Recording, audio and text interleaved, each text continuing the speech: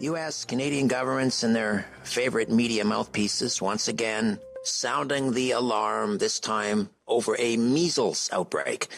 But is this really a crisis or just another excuse to ramp up fear and push vaccine mandates? The numbers don't really scream emergency yet. Here come the dire warnings, the talk of misinformation, and of course, the pressure to roll up your sleeves. Are we just witnessing a legitimate health concern or just another manufactured panic to tighten control?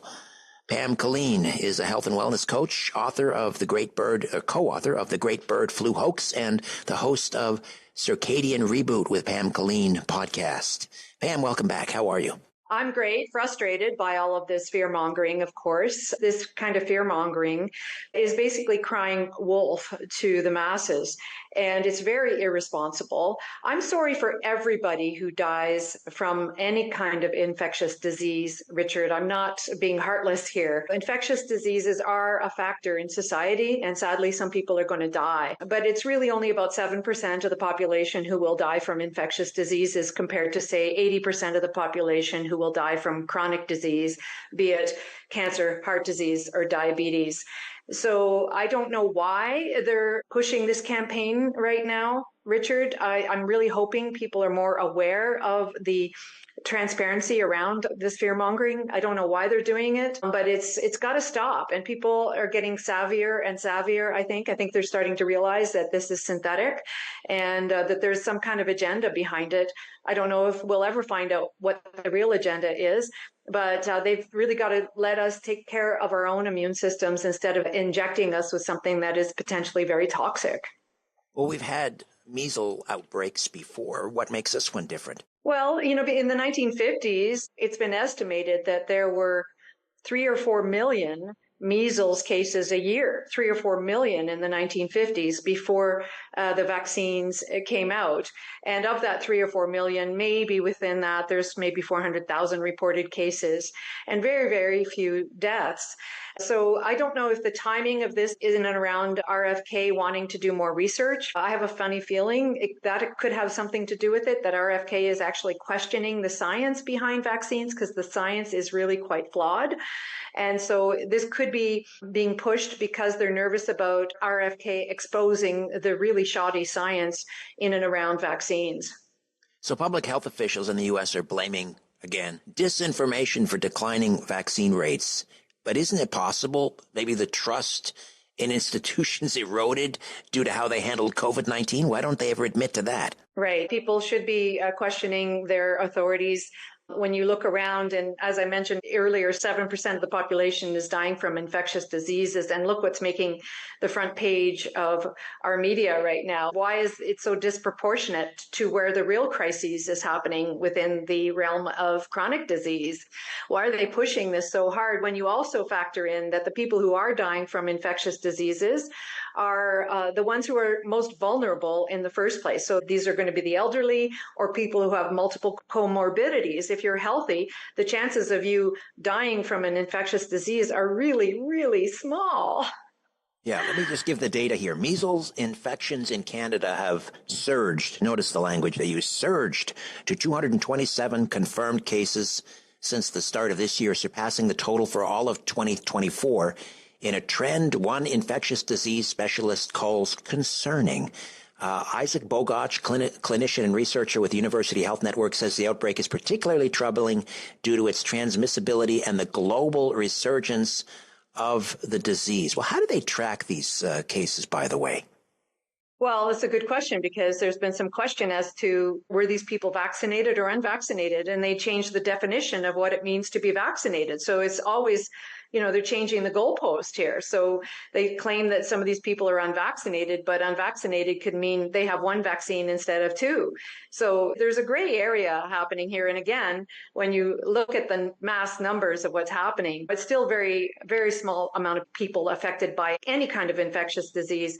And I want people to think about this because if you just do a search on Dr. Google and you just say, name me 20 infectious diseases. And I don't want to take the time that we have here, Richard, to cite these infections.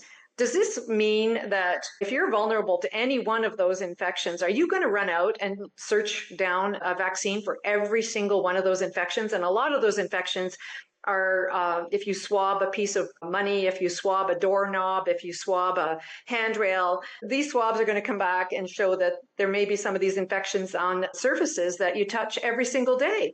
So how neurotic are you going to be to avoid the dozens and dozens and dozens of infections that we could be carrying around with us or exposed to any given day of our lives? I mean, we're going to have to curl up in balls, Richard, and hide in our homes every single day to avoid, allegedly anyway, avoid these infections, whatever they may be. I mean, the sky is falling if you read the news, as you said, and it's not falling, everybody. When we had infectious disease during wartime, for example, I mean, there were dead bodies in the street. I mean, it's crazy. We don't see that. We're living in a really clean environment today compared to our ancestors. People have to understand in the early 1900s, we didn't have a lot of clean water. We had very crowded living conditions. We didn't have refrigerators. We had horses pooping in the streets, manure in the streets. Then all of a sudden, in the 1910s, 1915s, 1920s, we got better sanitation and hygiene. And we see, in direct proportion to improved sanitation and hygiene, we see a sharp decrease in infectious diseases.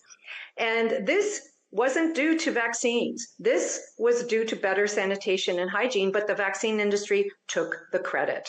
It always seems the media also emphasizes the worst case scenario. Like with measles, the worst case scenario is encephalitis and death. But let's face it, for most, it's a pretty mild illness. I mean, and plus you get lifelong natural immunity afterwards, right?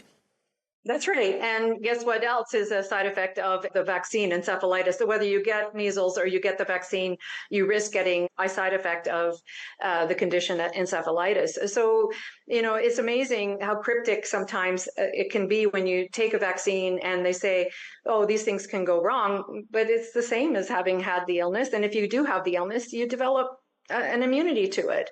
So why don't we just let our immune systems be? Why don't we just let our immune systems improve on a day-to-day basis and do things to make us stronger? And there's a lot of question as to what these vaccines are actually doing to suppress or damage our immune systems. And so if Kennedy does do what he says he's going to do and do more research, then he needs to embrace this fear-mongering and say, okay, let's do more research. Let's test the MMR vaccine against a placebo. Let's do something to show whether or not these vaccines are actually doing what they say that they can do.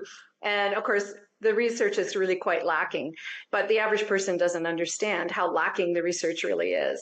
It does seem to be coincidental that these outbreaks are happening at a time when public health authorities are still struggling to regain their credibility and pushing more vaccine campaigns.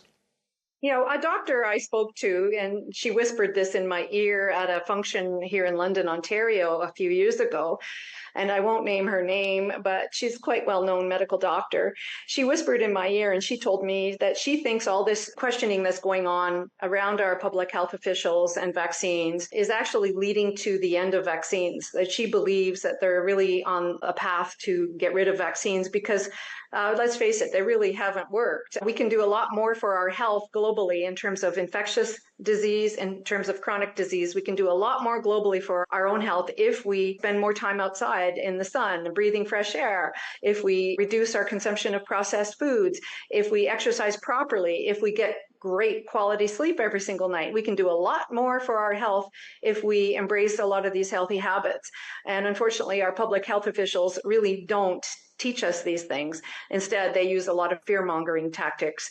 And, fear is not good for the immune system either. Pam Killeen, health and wellness coach, co-author of The Great Bird Flu Hoax, and the host of the Circadian Reboot with Pam Killeen, pamkilleen.com.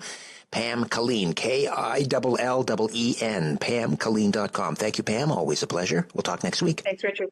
Thank you.